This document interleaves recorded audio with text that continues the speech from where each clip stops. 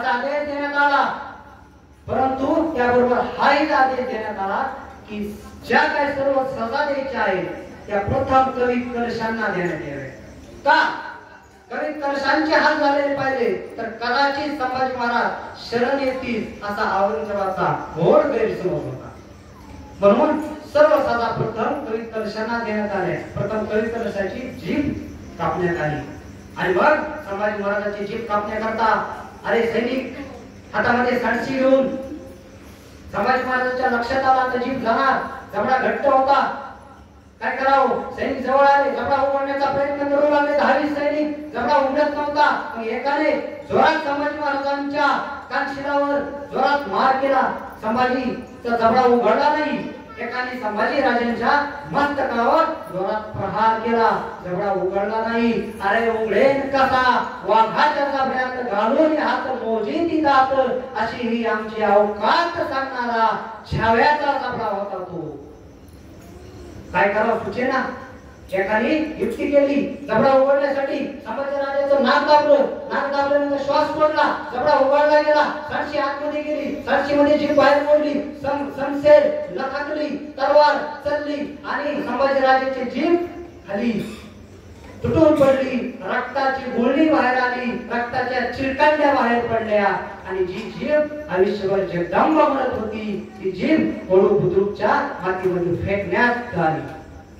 जीभ गेली।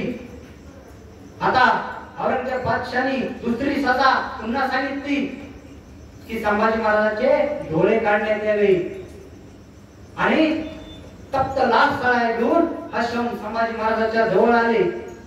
संभाजी महाराजांच्या लक्षात आलं डोळे जाणार। संभाजी महाराजांनी डोळे झाकले आणि झाकलेल्या डोळ्यापुढे चित्र उभं राहिलं रायगड, स्वराज्य, छत्रपती शिवाजी महाराज, सईबाई, आऊसाहेब, धाराऊ सर्व चित्र संभाजी महाराजांना दिसू लागले, मावळे दिसू लागले आणि डोळे जाणार ही जाणीव झाली। परंतु हा छावा होता, डोळे पुन्हा उघडले, ताटकण्याने उभा होता, भालेदारपणाने हशमांनी तप्त सळ्या जवळ जवळ आणल्या, जवळ जवळ आणल्या। त्याच वेळी तप्त सळ्या धरलेला तो हशम तसाच उभा राहिला, पाहत राहिला डोळ्याकडे। त्याच वेळेस इखलास खान, मुकर्रब खानाचा मुलगा, त्याला म्हणाला अरे क्या हुआ, निकालो आके इसकी, क्यों रुके हो।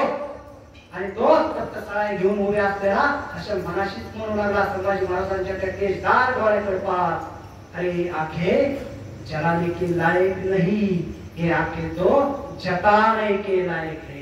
आणि पुन्हा मुकर्रब खान मोठ्याने ओरडला, इखलास खान अरे निकालो उसकी आंखें। तप्त सळ्या आत डोळ्यात गेल्या, पुन्हा बाहेर निघाल्या, पुन्हा सळ्या आत गेल्या, पुन्हा बाहेर निघाल्या। डोळे उरलेच नव्हते, उरल्या होत्या फक्त खोबऱ्या। संभाजीराजेचे डोळे गेले। संभाजीराजेचे नंतर कातडी सोडण्यात आले। कातडी सोडल्यानंतर कातडीच्या आग होत होते, जखमा होत होत्या।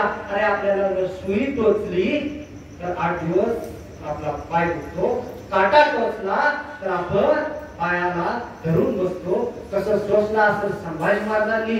अरे मनात आणलं असतं शरण जाऊन आयुष्य आरामामध्ये जगू शकले असते, परंतु नाही। ते त्याचं स्वप्न स्वराज्य जे होतं ते मला टिकवायचं आहे, वाढवायचं आहे आणि रयतेच्या कल्याणासाठी स्वतःचं बलिदान दिलं, परंतु झुकले नाहीत, वाकले नाहीत, नमले नाहीत। मग संभाजी महाराजांचं कातड सोडण्यात आलं, मिठाचं पाणी ओतण्यात आलं, अतिशय हाल करण्यात आले, इतके हाल करण्यात आले की जर एखाद्या छोट्या मुलाने त्या काळात संभाजी महाराज आणि कवी कलशांना बघितलं असतं तर अक्षरशः एखाद्या मुलाची भीतीने गाळ उघडून त्यात खिळी बसली असते। इतके हाल सोसले आमच्या शंभूराजांनी। शेवटी आदेश आला, कलम मस्तक संभाजी महाराजांचं मस्तक कलम करा। संभाजी राजांचं मस्तक कलम करण्यात आलं आणि ते मस्तक कलम करून भीमा इंद्रायणीच्या काठी एका भाल्याच्या फळाला अडकून त्याची धिंड काढण्यात आली।